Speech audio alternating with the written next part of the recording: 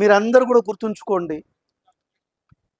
జీవన్ దీప్తి పుట్టినప్పుడు మరి ఈ స్థాయికి వస్తుందని ఎవరు అనుకోలేదు. ఒక్క జీవన్ దీప్తికే కాదు, ఒక్క నాకే కాదు, చాలామంది వికలాంగులకి ప్రతి చోట అవమానాలు అనేవి మనకి సహజంగా మారతాయి. వాటిని మనం అధిగమించగలగాలి. విమర్శలు ఉంటాయి, వాటిని కూడా మనం అధిగమించగలగాలి. మనకి వివక్ష ఉంటుంది, వాటిని కూడా మనం అధిగమించగలగాలి. ఇవన్నిటిని అధిగమించి ఒక సంకల్పాన్ని, ఒక లక్ష్యాన్ని ఏర్పరచుకొని కేవలం ఆ లక్ష్యాన్ని చూసుకుంటూ ఆ ఏకాగ్రత చెడకుండా మన లక్ష్యం వైపు కనుక మనం అడుగులేస్తే ఖచ్చితంగా ప్రకృతి మనకు సహకరిస్తుంది. ఇవాళ జీవన్ దీప్తికి సహకరించడానికి ఇలా ఎంతోమంది ముందుకు రావడం జరిగింది.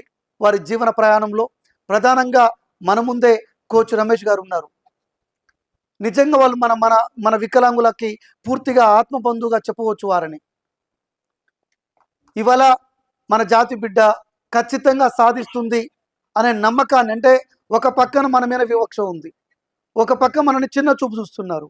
అలాంటి సమాజంలో ఇలాంటి కోచు లేదు, మన సోదరి సాధిస్తుంది, వికలాంగులు కూడా అద్భుతాలను సృష్టించగలుగుతారు అని నమ్మి మరి సంవత్సరాల తరబడి తన వెంట నడిచి తనకి అన్ని రకాల గైడ్లైన్స్ ఇచ్చి వారిని ఇవాళ ఒలింపిక్ దాకా తీసుకుపోయేటట్టు చేసినటువంటి రమేష్ గారు దొరకడం కూడా మన అదృష్టం.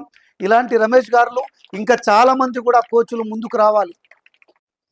ఇవాళ తెలంగాణ ప్రాంతంలో ప్రతి బిడ్డ, ప్రతి పౌరుడు, ప్రతి ఒక్కరూ కూడా గర్వించేలా ఇవాళ జీవన్ దీప్తి మన వికలాంగ సోదరి అయినప్పటికీ కూడా అత్యంత బలమైన సంకల్పంతో, అత్యంత ఏకాగ్రతతో ఒక లక్ష్యాన్ని ఏర్పరచుకొని మరి కోచ్ రమేష్ గారి ద్వారా ఇవాళ ఒలింపిక్లో కాంస్య పథకం సాధించడమే కాకుండా ఇవాళ కేంద్రం ప్రకటించిన అర్జున అవార్డు సాధించి మన తెలంగాణ ఖ్యాతిని, తెలంగాణ ప్రతిష్టని ప్రపంచవ్యాప్తంగా చేసినందుకు జీవన్ దీప్తికి మనందరం కూడా వికలాంగుల సమాజం తరపున కరతాళ ధ్వనులతోని మనం ధన్యవాదాలు తెలియజేద్దాం.